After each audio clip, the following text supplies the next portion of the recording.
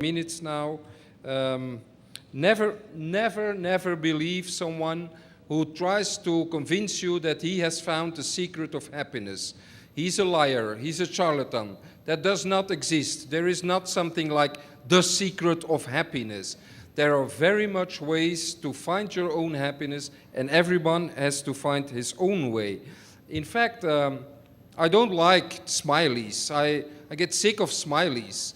If you travel the world, you always see this kind of smileys that are a symbol of happiness. Well, maybe we should learn not to smile all day long, because we have our pain, we have our sorrow, we have troubles, we have our doubts. So we cannot be smiling every day. It's not possible. There is a place for our pain, for our tears, for our sorrow, for our pessimism. But we can look at reality the way we want to look at reality. So in my small village in Belgium, last year they sent across the street a message that it was 2013.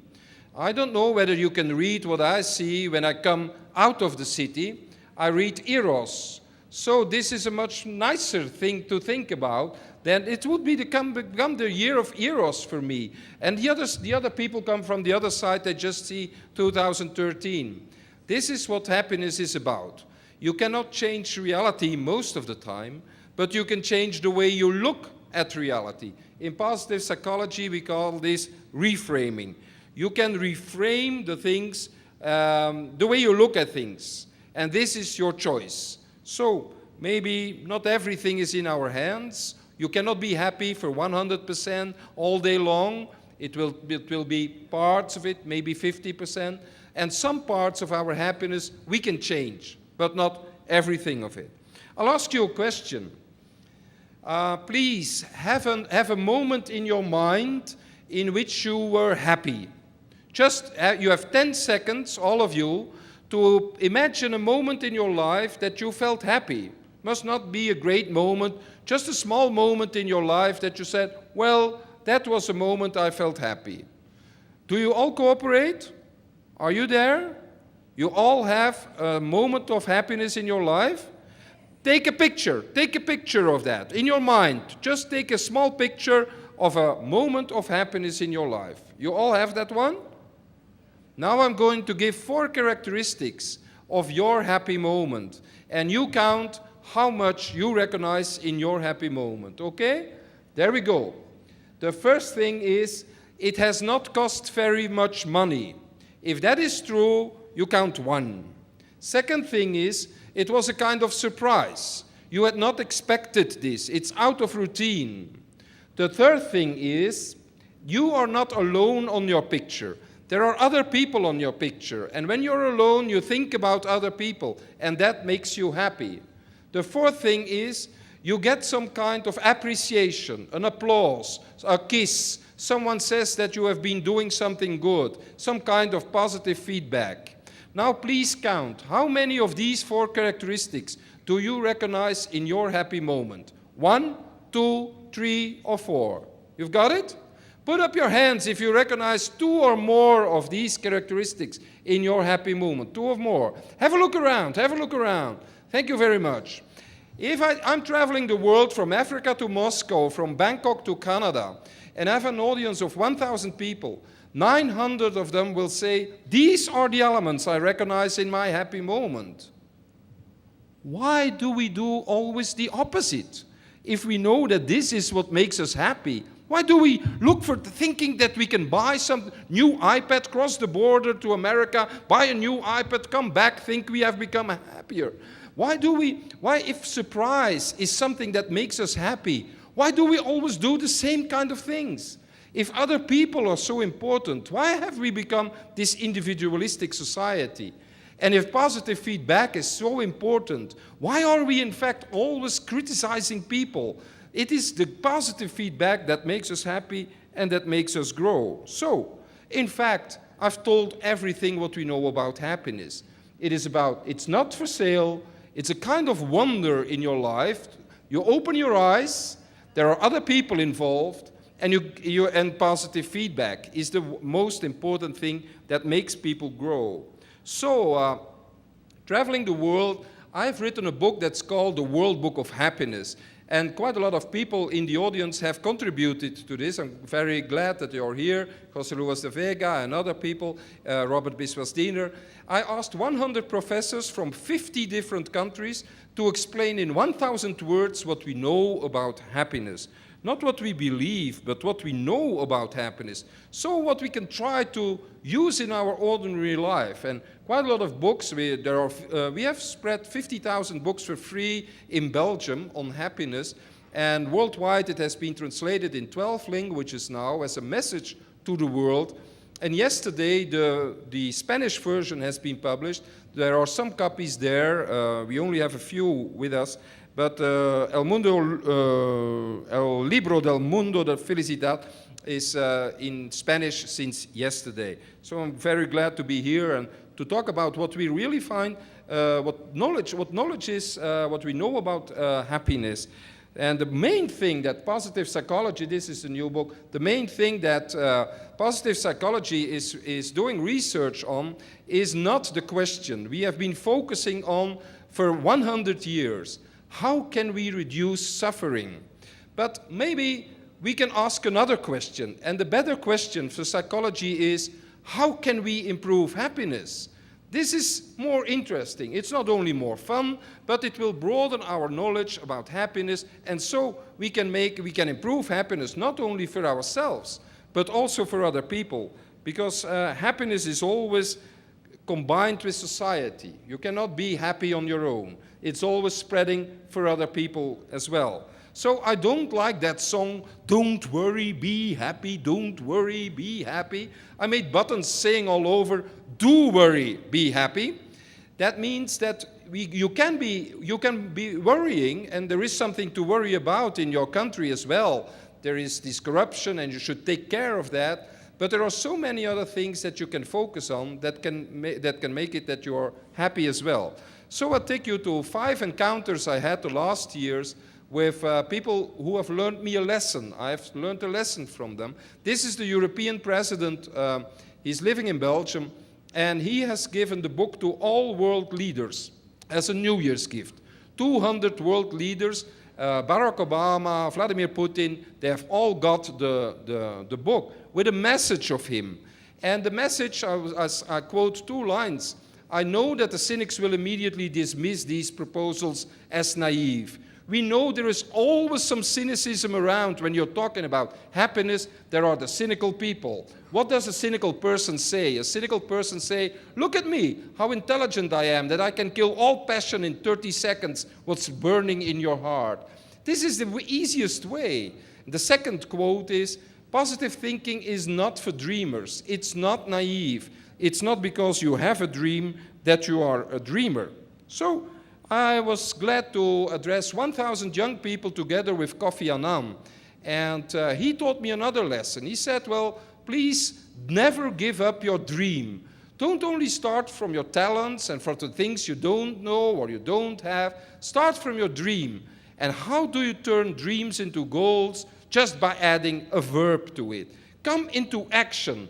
Who of you dares to ask to himself, what is my dream? Why don't we ask it to children? Why don't we ask it to our colleagues? What is your dream? And what is your dream? Just add a verb to it. Start with it. Put it into action. And it will be, you can realize much more than you would think. So I was very happy to be invited to Bhutan, as well as some other people have been, and we'll meet tomorrow people from Bhutan as well. So Bhutan is not the happiest country in the world, but I thought there was a minister of happiness there. It's not true. There are 10 ministers of happiness, a minister of happiness in education, a minister of happiness in culture, a minister of happiness at work, because the first rule is, why should we do the things if we don't become happy of it? No, this is a good lesson. That means that in education, they don't only measure knowledge, but also values. That means that, for instance, in healthcare, they don't only measure physical health, but also mental health. And mental health will be the thing of the future. So it is about harmony and about balance. And we can learn a lot from that. So happiness can be an export product as well, as Bhutan proves, because 1/3 of the World Nations Report on Happiness of the United Nations is spent on the examples of Bhutan, and they show us that it is not only the case that we focus on the gross national product, but that we can focus on gross national happiness as well. A few weeks ago, I was in Beirut in Lebanon, talking to 300 students in positive psychology at the University of Beirut, in between 2 bomb attacks. There were 2 bomb attacks, and we were talking on happiness. I thought, what can we tell about happiness in this kind of situation? Well, I have never met more hopeful people than in Beirut, because they told me the worst thing that can drive you is fear. Never make fear the thing that drives you, because you know that it will turn out bad. Why don't we live according to the opposite of fear? The opposite of fear is hope. And there is lots of reason to be hopeful in the world. If you watch the news, you get afraid from every minute of what you see. But if you see the great lines in evolution, there's lots of reason of hope. We live longer. There are less kids that are dying. There is less illiteracy. More boys and girls are going to school. There are more free people. Even if you think that the world is at war, that's not true. There are more free people than there have ever been. So there are quite a lot of reasons to be hopeful, but quite a lot of people ask me, are you the happiest person in the world? I'm lucky that I'm not. And some woman was standing up in the room last week, and she said, well, why do I have to be happy? I told her, you don't have to be happy. I cannot oblige you to be happy. But if you decide to be a bit happier, that's important not only for yourself, but also for your kids, your family, your colleagues. It's viral, it's contagious. So, you don't have to be the happiest person in the world. I'm not driving my car full of balloons. I'm not dancing on the table all day long. Why should I? We don't ask that from you. I don't like that song of happy, happy, happy, and dancing on the tables all day long. It's not what life is about. Maybe life is even not about optimism, pessimism, or realism. I really like the word possibilism. I call myself a possibilist. A possibilist always sees there are other possibilities than the economic-dominated one way to go. There's only one way to go. You buy the new iPad, you make this travel, you buy this, you follow the new fashion, and you will become happy. Well, there are always other possibilities. And possibilism is a combination of belief and behavior. You believe that things will turn out well, and you start behaving like that. That is a good way to find your happiness, not only for yourself, but also for the people that surround you. I want to focus now on how can we improve happiness. Are there certain ways to improve our own happiness? Well, we did some research on that, and there's quite a lot of research in the world to find out whether we can improve our happiness. This is the research on positive interventions. Can we change our happiness? Can we add a bit of our happiness? And in fact, to do that, we need reflection and action. There is this kind of gathering we do, and when you read books and when you read studies, this is a beautiful way for reflection. But if you don't turn reflection into action, nothing will happen. You can read books on diets, but if you don't start eating in a different way, you won't lose a kilo. So, reading and studying or coming to a conference will not change your life. Reflection is the first step. Action is the second step. And this is how we can change things by offering people a mirror and a window. The mirror for reflection and a window for action. And this is what a kind of conference like this encourages you to do. And this is what studies in happiness do with you. You don't have to follow these lines. You can follow your own way, based on knowledge, based on science. And the most important thing is to become an active citizen. But we will be talking about that tomorrow in a panel with Robert Biswas-Diener on how you can become an active citizen. Because when you follow most of the publicity all over the world deals with happiness. The best paid psychologists in the world are working for Coca-Cola. And they explain on the internet why they changed their baseline into a new baseline. The baseline, enjoy Coca-Cola, was something of the previous century. It's about sex, drugs, rock and roll, enjoy. You know that you will not become happy of that for a long time. And they found out, they discovered that there are two new things that make us do the things we do. This is not enjoy. The two things they invented or discovered for the new century are hope and happiness. And they made a new slogan saying open happiness. In fact, you open a kind of sugar water, but they make you believe that you open happiness. And you hear the word hope and happiness into it, and that makes you buy the thing. So they know Coca-Cola learns us that where will happiness strike next? They have a truck driving the world, and where will happiness strike next? And when it stops, you just push the button and you get a Coke, and that means that you will become happier. This is of course not true. This is what we're learning our kids, that you just have to push the button and happiness will come. In Singapore, they have this kind of machine. They don't touch each other anymore, but when you hug the machine, you get a free Coke. Well, we are afraid of touching each other, afraid of hugging each other. But Coca-Cola makes us believe that if we hug a refrigerator, that we become happier. Well, this is the world we have created for ourselves and for our kids, and that's a pity. Because we know much more about positive interventions. It's not about buying a new Coke. It's about doing the things and helping people to realize their dreams in quite small positive things. We created, for instance, in Belgium and the Netherlands, a calendar with 365 ideas. Every day, again, you get a small advice, and we gave it for free to all doctors in Belgium. And it is there in their waiting rooms, because the waiting rooms of doctors are creating a virus of negativity. And we try to improve that by giving people every day positive advice. Now, we did a university research this year with more than 2,000 people, and with more than 10,000 people. And each of them got by internet a daily advice to do something. It can be express your gratitude, talk to the neighbors, sing a song, dance, do something positive with your children today, read a book, take 2 minutes of silence, something like that, go and have a walk. And we did that, and we researched there weekly, week after week, what it did with their happiness. And the question was, can we improve happiness? And the answer was, yes.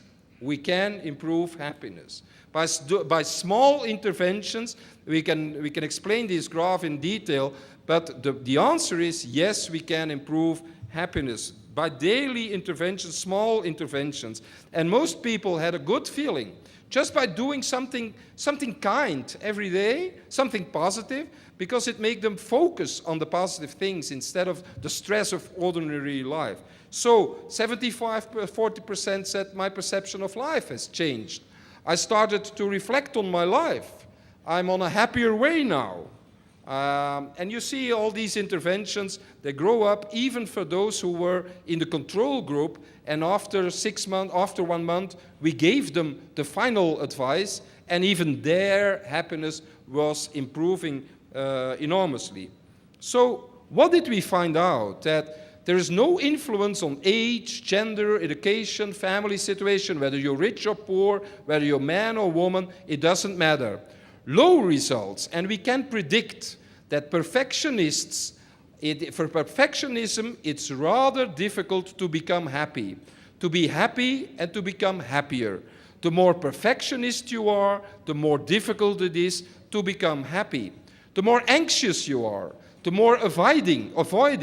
When you're unsafe attached to family and friends, when you're desperate, or when you're claiming, when you can't live on your own, when you always need someone else's advice. This is the bad thing. Now, when we find it out, when you discover these kind of things, you see that these are all characteristics you can learn. You can teach your children not to be the perfectionist, not to be anxious, not to be avoiding. We can teach that to each other. This is the good news, because high results for happiness are related to open people, exploring people, people who have a good relationship with friends and family, who have meaning in life, and who are able to reflect on their own situation. Did it matter to follow the tips and the advice? Well, no. If you're flexible and you're creative with that, but if you continue doing that, we all want to feel agent of our own life. So people who do this, not because they have to, but because they want to, you see immediately their happiness growing. So that's a nice lesson for all of us. And the good lessons, if all of you try other people to become a bit more happier, please don't oblige people to be more positive or to be more optimistic. They will reject. But the thing is that you can give them a choice. You can give them a choice between 3 opportunities. And people who make an own choice make a better progress in improving their happiness. So take what you need, because people differ.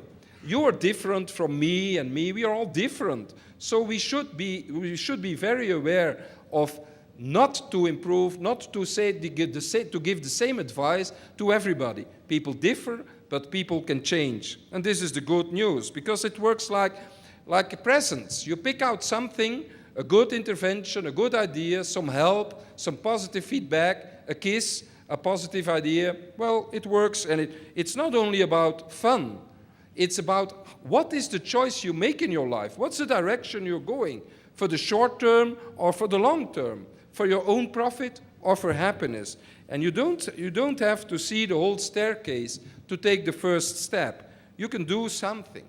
So I know that most of you are involved in happiness, and that you want to improve your own happiness and the happiness of your children, your colleagues, your friends.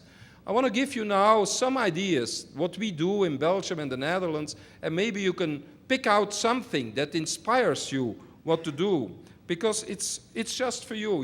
You can decide, and your creative brain is without limit to find out what we can do. So, for instance, we have organized an embassy of happiness. 30 of my friends, they are psychologists, but also ordinary workers, young people, old people. We come together each month, and we just discuss about what makes us happy. And then we go our own way, and we do that in our own job, what we can change in our own lives. Just brainstorms to help you find the direction we can go. We published a children book based on the 10 pillars of happiness of Richard Leo's Great Dream. It's about giving, it's about relating, about courage. And we encourage people to read books with their children. We spread more than 10,000 of these books in the country to improve relationship with parents and children. We travel the country with a puppet theater in which we focus the stories on how the puppets become happy. And a puppet theater is a great thing to do with kids because it's full of emotion. If you watch kids watching television, they're just sitting there. If you watch kids in a puppet theater, whoa, whoa, whoa, whoa, ah, it's full of emotion. So involving a puppet theater is quite a good thing to talk about happiness. Silence is a very good thing to talk about happiness. I was invited in a talk show in the Netherlands. 2 million people were watching it. And the host of the talk show said, "What can we do?" He was talking, and he said, "What can we do to improve our happiness?" I said, "Keep your mouth shut for 2 minutes." And he did. He did. So we had 2 minutes of complete silence in a talk show on television. And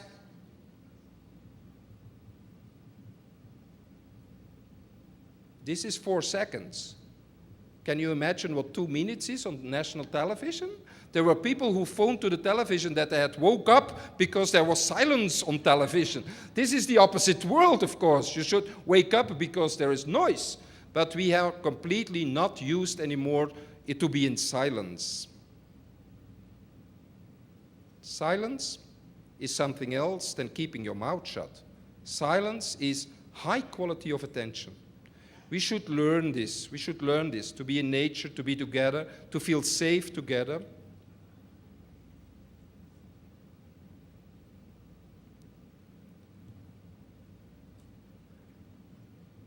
If we just keep silent for 4 seconds, it proves that we are safe, that we trust each other. If you are with an enemy and you are 4 seconds in silence, that causes trouble. But in this audience, we can really be silent and feel the good vibes of people. This is an important thing you can use. This is another intervention we do is creating happy spots in the country. We ask people to nominate the spot in the country, in their own village, that makes them happy. And we ask why. And in most of the villages, we get more than 100 tips and advices. This is the place that really makes me happy. And we ask them to become ambassadors of their own place. And so we create a living network of people being proud of some park, some bench, some tree, some building that they really love and that gives them a happy feeling. So you can create that kind of things to make people proud of their own village, the own place where they're living. You can find more on a website that's called happyspots.org. There is an English part as well. It's a pilot. We're starting with it, but you can find some of the ideas on the website there. One of the professors in the World Book of Happiness taught me a good lesson. In fact, he said, you only have to know 3 things about a person to find out whether he is an optimist or a pessimist. You only need 3 things. There are red buttons in society and there are green buttons in society. The red buttons are the pessimists, the green buttons are the optimists. And the red buttons are only talking about themselves, me, the past, and problems. And the green buttons are talking about we, us, the future, and solutions. That's it.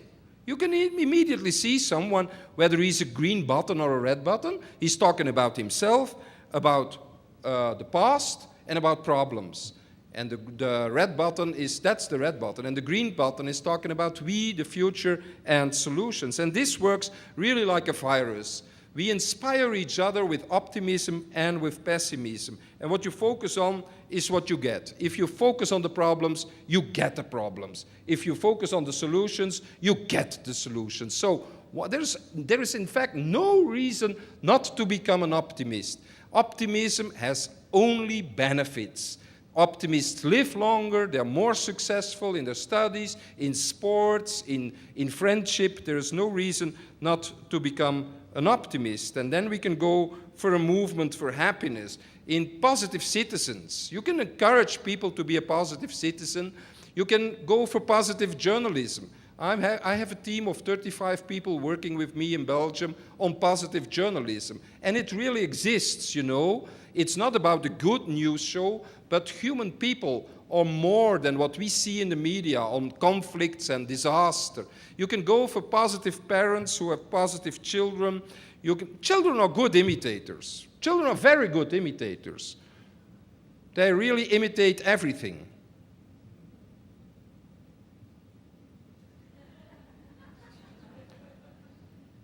Children are good imitators. Show them something great to imitate. They don't listen to your words. They see what you do and they imitate you. That's the basic lesson. So, we can go for positive teachers in positive schools and positive children. Why can the aim of our education shouldn't it be happy children in happy schools, thanks to happy teachers? Nothing wrong with that.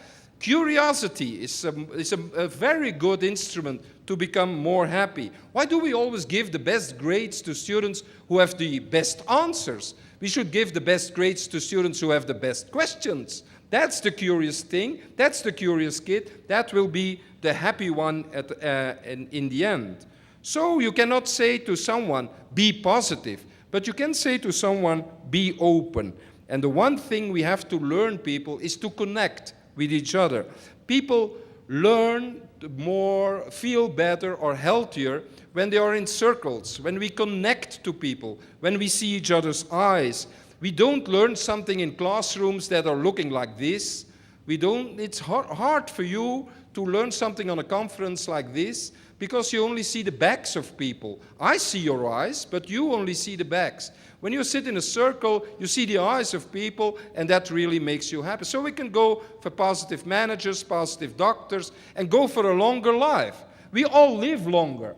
But if we are not happier, we are punishing each other. Because when we don't live a longer life and a happier life, why should we live longer, in fact? So publicity knows very well. Yesterday, a journalist talked to me. I was in Monterey for some lectures, and a journalist said, well, my editor says that happiness doesn't sell. Conflicts sell. Happiness doesn't sell. I told her, go to your editor and ask, what is the best sold meal in the world?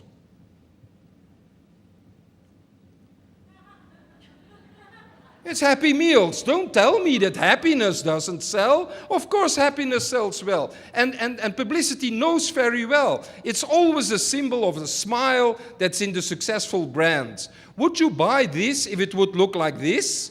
You would not buy it. This is a smile that sells. You would not buy it when it would look like this. This is a smile of the Rolex. It's always 10 past 10 on a Rolex watch. Would you buy it when it was 20 past 7? You would never buy it because this is what sells. Happiness sells. People are interested in becoming more and more happy. You know, the slogan of positive psychology is, think positive. Do you know the new slogan of Lipton iced tea? They've stolen it already. Drink positive.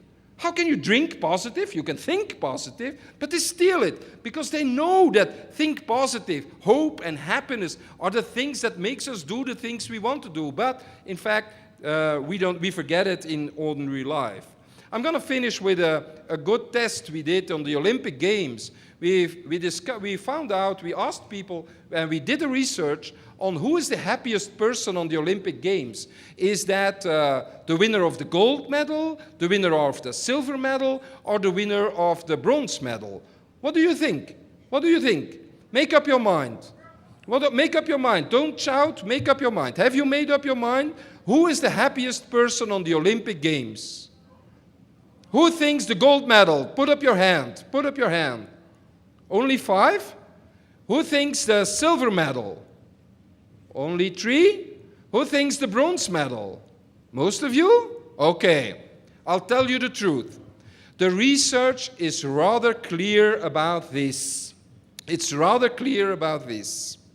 The happiest person on the Olympic Games is the winner of the gold medal.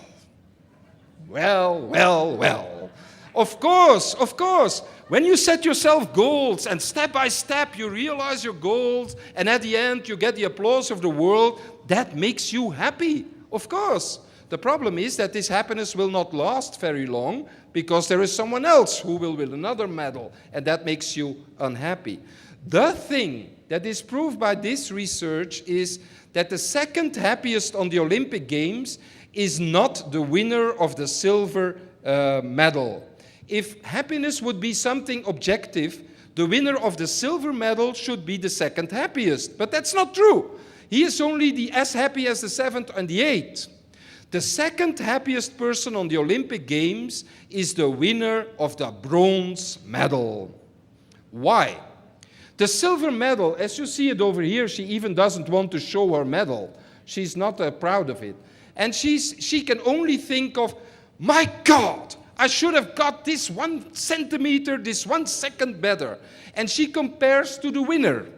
When you compare to the winner, you're always a loser. Because there is always someone who is sexier, richer, faster. You will always find someone like that. Don't compare yourself to someone else. What does the bronze medal winner do? He compares to all the others who will never reach the stage. And he says, watch me. I succeeded in getting on stage. And he doesn't care about the 2 others. Watch me. And he can set goals, but it doesn't decrease his happiness to be the bronze medal winner. So it's a good advice for all of us. There's nothing wrong trying to be the gold medal winner. Set yourself goals, realize them step by step, but never go through life as the silver medal winner, because there's always someone you can do who is doing better. Don't compare to other people. That will make you really unhappy. But jealousy is something else than ambition. You can have ambition because you want to improve yourself, your own possibilities, and this is what really makes us happy. So I've given up some time to have you food and drink. There are some websites if you want to have more, and tomorrow I'm in another discussion. And there is the book, The World Book of Happiness, if you want to know more. Maybe I have to. Do I have 1 minute? Okay, 1 minute. Do you speak English? Do you speak? Wait a moment. Come over here. I'll do it. What's your name? Oscar? Okay, you stand there, just there, like this. Okay, yeah, okay. You are all change makers in your own job.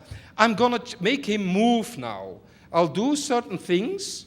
Oscar, you are a positive one, you're a critical one, you don't trust me at all, but if you want to move, if you want to come to me, you come, okay? If you don't want to come, you don't come. Is that clear for you? You understand me? Okay. So don't move at all if you don't want to move, huh? Okay? There we go. I'll do certain things with you, okay? First thing.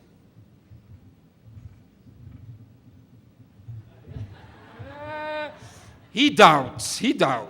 This is what we do with workers. We promise them certain things and come. And maybe he'll move, but he doesn't, he doubts.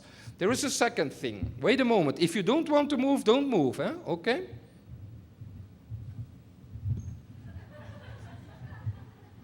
He doesn't move. This is what change makers often do. Even in happiness research and when you want to change society, make lots of noise and publicity, and he should move, but he does not move. I'll do something else.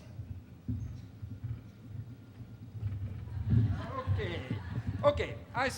I succeeded in moving him. He has moved in my direction. I've pulled him. Watch where he is. He goes back. He goes back to his original place because he doesn't like that. This is what teachers often do. Pulling. Parents do this kind of thing.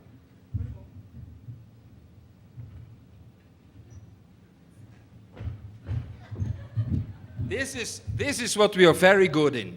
Pushing people into be more positive, more this, more that. I'll push you, teachers, managers, HRM coaches. We do this kind of thing. But you don't like this. Eh? This is something that you don't like. If you push people, that they don't like it. Maybe we'll do something else. If you find out that maybe we can find a positive psychology, some certain things, whether we can find a new direction, to find a way, whether we should do something positive. And if you want to change something, we can change that in walking together and setting. Have you seen what happened? He didn't only move.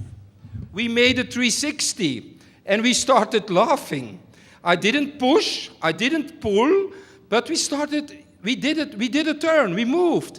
And we did 3 things differently. I left the confrontation. Oscar, do you want to come? Just say. I left the confrontation. That means we are standing next to each other. A teacher, a manager, a parent, is standing next to the other one, not opposite to the other one. He doesn't move. He only moves, and then I gave some positive feedback. I gave a tap on the shoulder, and I said, "You're a good guy," but he does not move. He only moves when I give positive feedback and a direction. If I give him some kind of direction, he moves. That's the secret of the Sistine Chapel. God and man don't do this. God and man do this.